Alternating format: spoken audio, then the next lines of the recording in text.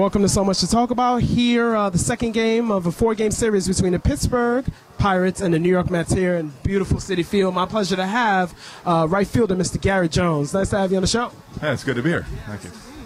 Pirates have improved this year under Clint. Talk about the message that he has conveyed with you guys and how much you've seen an improvement through what he's saying. I mean, he's brought a lot of energy to the team, very positive energy, and just trying to keep us in the right track. Despite winning or losing, he's always coming to the park with a positive attitude and kicking us in the butt when we need it, and it's paid off this season so far. I mean, we've been playing pretty good ball, gotten a little rut here and there with some offense, but our pitching's been outstanding, and we turned it around pretty quick. So he's been able to keep the clubhouse, keep the atmosphere positive, and that's what we need. And talk about how great is it that you guys have an over 500 record against the NL Central, and how that can really help you in possibly making a run towards the NL Central title or a wildcard slot. Yeah, I mean, we've been playing pretty good ball so far. We know we can do better, and we're in an okay spot right now, but we're looking to take off. I think once we start hitting the way we're capable of doing, we definitely can take off and move up in the standings and just improve our record and win more games. So. Our pitching's been pitching, like I said, our pitchers have been pitching great, and once our offense, kicks it into gear, which we know we can, and it will, I think we're going to make a good run at it. Personally, what adjustments you have to make to keep that consistency up? Because you've had some great moments in the big, so talk about what do you have to work on to keep that consistency. Yeah, I think the main thing for me is consistency. I'll feel real comfortable, and then a couple games I'll feel like I'm lost up there sometimes. So.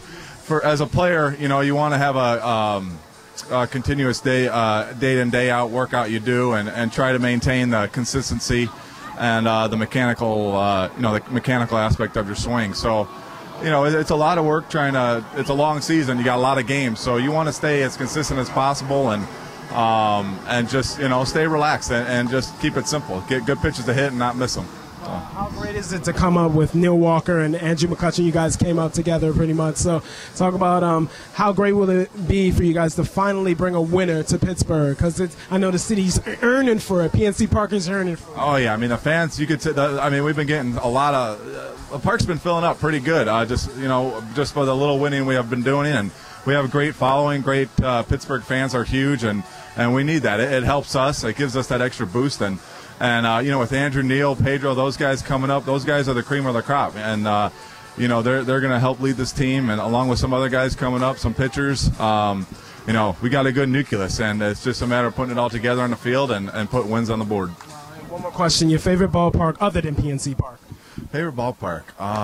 Probably Colorado, just because it's so hitter-friendly. The ball flies there pretty well. And I see the ball pretty well there, so it has to be Colorado. You're the first one not to say Citizens Bank. Oh, yeah. Yeah. Citizens Bank is definitely nice. It's a beautiful park. But, Colorado, ball flies there, and, you can't beat that altitude. So. Well, Garrett, thank you for your time, and have a good game today. Good luck the rest of the season. I see the Pirates definitely making some steps, for sure. All right. Thank you very much. Thanks for having me. Yep. Should have former Met player, and also he led the Colorado Rockies in 2007 to the World Series. First-year manager for the Pirates, Mr. Clint Hurdle. Pleasure to have you on the show. Thank you. Good to be here. Yes, indeed. And the players have talked about, your energy, your enthusiasm, and the knowledge of the game that you've brought. So I want to talk about how the young players have really received your information that you've given. Well, with young players, you're hoping they have good eyes, you're hoping they have good ears. I do think that our guys know there's a lot to still be learned. They've been very receptive to the instruction. But I also encourage them that, the ownership of the game is theirs. Once it starts the time to play, the at-bats, the innings on the field, the dugout, and the clubhouse, they've got to take ownership of that, and they've got to grow up into the responsibility, the accountability that comes with it. They've done a good job so far. The team has an over 500 record against the NL Central. How crucial is that as the games become more meaningful in August and September? Well, it's one of the things you like to do. You like to be more competitive within your own division, but we got to find a way to compete. Every night we play. The road record was a very sore spot for us last year. 17 wins on the road the entire season. We've clipped off 15 already. We're just a little bit over 500 on the road. We've got to improve at home, but it's just about playing complete games. It's about playing hard 27 outs, playing smart, making good decisions with the ball and at the plate, and we're getting better at it.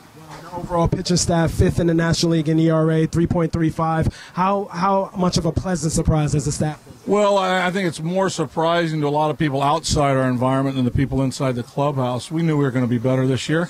I mean, obviously we were very bad last year. You know, we finished in last in about all the categories that there were, but our pitchers have taken ownership of the responsibility that comes with starting. You want to use your bullpen when you want to, not when you have to, and our pitchers have been able to pitch deep in games, keep us close in games, and they've just handed the baton to one another and really challenged one another individually and as a group, and it's obviously been a big reason we've been able to be a lot more competitive at this point in time in the season. Wow, and you were part of the Mets organization as a player when the young players of the Mets were starting to really develop and take off, you know, when the organization was starting to take off. So do you see the same thing with this Pirate team? A lot of similarities here that I experienced as a player with the Mets when Davey Johnson first took over. In '84, I had the good fortune of playing for Davey in '83 before he came to the big leagues. And there's a lot of common fabric that we had in Colorado and about the 2005 season. Young players, you know, played through the minor leagues, had some success, but now are trying to figure out the challenge that the major league level brings. So a little experience in doing it. Hopefully they understand that I'm committed to them. It's their game. I'm just trying to help them with their how-to. They have all the want-to in the world. The how-to is what's got to get better as we move forward. One more question for you. That 2007 season, that September was one of the greatest runs I've personally ever seen.